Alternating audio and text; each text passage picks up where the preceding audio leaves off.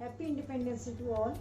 Today, on Independence Day, amidst all celebrations, flag hoisting, speeches, cultural programs reminding us of the great martyrs who sacrificed their lives for the freedom of our country, I really feel thrilled, elated, and proud to live in free India.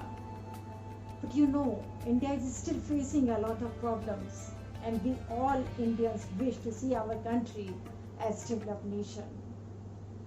I too get lost in a reverie in which I see my country as a developed nation standing glorious and magnificent, stretching its arms of love and blessings to all human beings, irrespective of their caste, creed, or religion, or even the geographical boundaries.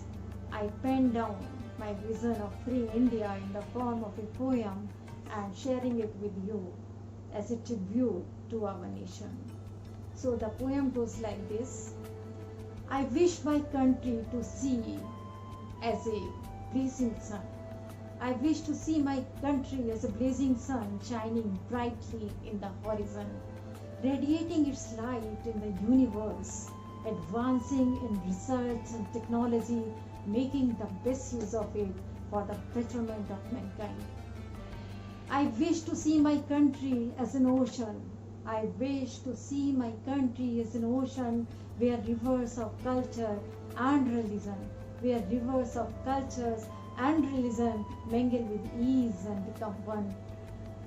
To be more powerful and beautiful, to be more powerful and beautiful, representing the acceptance of diversity, to flow with the tune of the universe.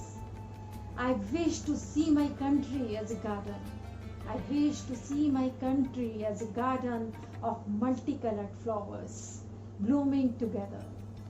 Of multicolored flowers blooming together, spreading fragrance, intoxicating, full of divine love and compassion, no communal rights, no bigotry, enjoying and sharing each other's presence. I wish my country to see as blazing sun shining brightly on the horizon.